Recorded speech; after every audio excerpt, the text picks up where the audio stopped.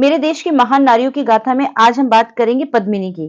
आज भी जब किसी स्त्री की सुंदरता का वर्णन किया जाता है तो उसकी तुलना पद्मिनी से की जाती है। पद्मिनी अपने समय की परम सुंदरी स्त्री थी, उसके त्याग और बलिदान को हम कभी नहीं भुला सकते।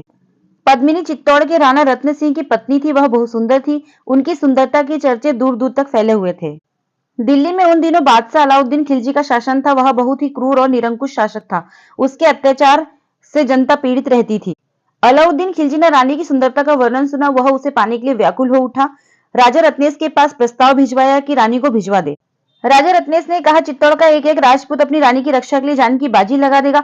अलाउद्दीन पद्मिनी को पाने के लिए अपनी जान की बाजी भी लगा दे तो भी पद्मिनी से नहीं मिल सकता। पद्मिनी को प्राप्त करने के लिए अलाउद्दीन ने चित्तौड़ के किले पर चढ़ाई कर दी। कई महीनों तक युद्ध चलता रहा। अलाउद्दीन की सेना बहुत बड़ी थी, पर चित्तौड़ का एक एक सिपाही अपनी देश की रक्षा के लिए मर मिटने को तैयार था। युद्ध का कोई भी निर्णय नहीं निकल सका।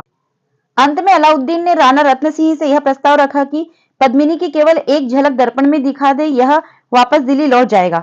रत्न सिंह ने उसकी बात मान ली, परंतु जब राणा किले के बाहर सुल्तान को उसके खेमे में तक पहुंचाने गए तो उसने धोखे से उन्हें गिरफ्तार कर लिया।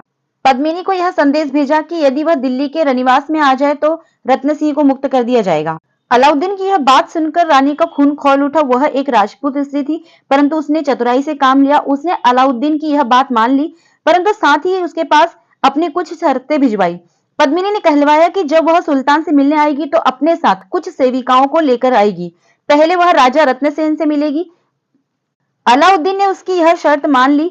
इधर रात भर 700 डोले तैयार कराए गए। एक एक डोले के भीतर एक एक सशस्त्र राजपूत और प्रत्येक डोले के चारों कहारों के वेश में मेवाड़ के सपूत, जो वेरियों के लिए भी यमदूत से भयंकर थे, डोला लेकर चलने लगे। प्रातःकाल के समय राजपूत रणबांकुरे चित्तौड़ के चक्करदार और ढालू पथ से कतारबद्ध महारानी की जय की ध्वनि के साथ ही गोरा बादल के नायकत्व में अलाउद्दीन के खेमों की तरफ बढ़ने लगे। अलाउद्दीन के पास रानी का संदेश भिजवाया गया। निकाह के पूर्व राजा रत्न सिंह जी से मिलना चाहती है। रत्न सिंह जी मुक्त कर दिए गए। जैसे ही अलाउद्दीन ने रानी की डोली का पर्दा उठाया, वहां रानी नहीं थी। भयंकर युद्ध हुआ, परंतु रत्न सिंह जी सुरक्षित अपने किले में पहुंच चुके थे।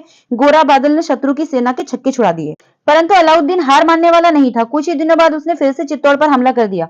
पिछले युद्ध में ही चित्तौड़ का काफी नुकसान हो चुका था। चित्तौड़ की सेना काफी वीरता से लड़ी, परंतु अंत में विजय अलाउद्दीन की ही हुई।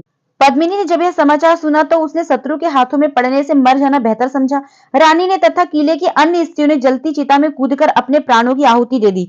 विजयी अलाउद्दीन ने जब पद्मिनी को पाने के लिए किले में पहुंचा तो वहां राख का ढेर के सिवा कुछ भी नहीं मिला। पद्मिनी एक वीरांगना और बुद्धिमती स्त्री थी। अपने आप को विधर्मियों के हाथ सौंपने से अच्छा उन्होंने जोहर करना स्वीकार किया। इसीलिए आज हम उन्हें याद